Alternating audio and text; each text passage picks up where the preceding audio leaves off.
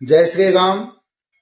તમામ નાગરિકોને એક વિનંતી છે કે જ્યારે ભારત દેશની અંદરના મહાકુંભ મેળા 2025માં યોજાઈ રહ્યા છે, તો મહાકુંભમાં પહોંચવા માટે દરેક રાજ્યમાંથી નવી સુવિધા ઊભી કરવામાં આવી છે, જેવી રીતે ટ્રેન છે અથવા પ્લેન છે.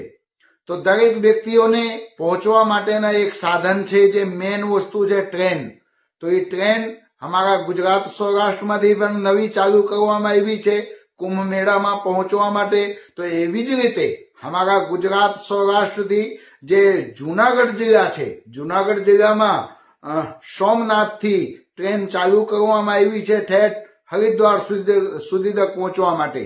તો જુનાગઢથી ટ્રેન ચાલતી ચાલતી આગળ વધે તો એમાં વચ્ચે સ્ટોપ આવે છે જુનાગઢ, જ્યાં જુનાગઢની અંદર એક સંતોની ભૂમિ છે, એક ભક્તોની ભૂમિ છે. તો એ જુનાગઢની અંદર પ્લેટફોર્મ તો છે, પણ ટ્રેનને ઊભી રાખવા માટેના એની અંદર એ લોકો ભૂલી ગયા છે.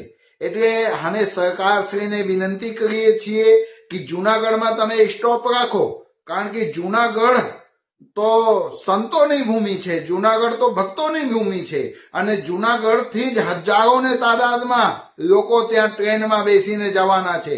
તો જુનાગઢના જે સ્ટેશન આવે છે એને શું કામે સામેલ કરવામાં નથી આવી? તો હું મહંત શ્રી સુખરામદાસ બાપુ, ખાખીમઢી રામજી મંદિર મેંદડાથી સરકારશ્રીને વિનંતી કરું છું કે તમે આમાં નિર્ણય લઈને અને જુનાગઢ પ્લેટફોર્મને સામેલ કરો, તાકી અમારા જુનાગઢ જિલ્લાના લોકો જુનાગઢથી બેસીને અને ત્યાં મહાકુંભમાં પહોંચી શકે. તમામ પદાધિકારીઓને પણ અમે વિનંતી કરીએ છીએ કે તમે ઝડપથી નિર્ણય લઈને અને આ ટ્રેનને બ્રેક આપીને અને જુનાગઢમાં ઊભી રખાવો. અને જુનાગઢની અંદર હજારોને તાદાદમાં ભાવિક ભક્તો છે ને કે કુંભમાં આવવા માટે તૈયાર છે. મિત્રો, વિચારવા જેવી વાત છે કે જુનાગઢને તમે બાકાત કરી દો, ટ્રેન તમે નવી ચાલુ કરો અને જુનાગઢમાં સ્ટોપ ન આપો, એ મોટામાં મોટી ભૂલ કહેવાય. જ્યારે જુનાગઢની અંદર લીલી પરિક્રમા હોય અથવા મહાશિવરાત્રિના મેળા હોય ત્યારે લાખોને તાદાદમાં જે ભાવિક ભક્તો આવે છે એમના હૃદયને ઠેસ ના પહોંચે, એટલે તમે જુનાગઢને સ્ટોપ આપો.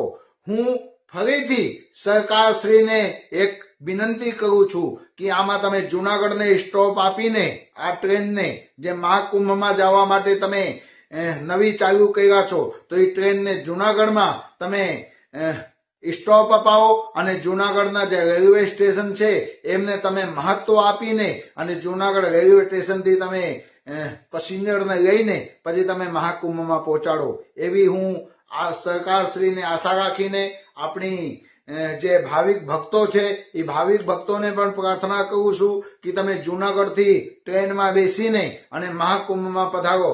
હું ત્યાં કુંભ મેળામાં જવાના છું અને ત્યાં 10 તારીખથી કુંભ મેળામાં છું. આપ પણ ભાવિક ભક્તોને વિનંતી છે કે જુનાગઢ રેલવે સ્ટેશનમાં આવીને અને નવી ટ્રેન જે ચાલુ થઈ જાય એમાં સુવિધા લઈને તમે પધારો મિત્રો. જય શ્રી રામ, જય ગિરનારી, જય હિન્દ, જય ભારત.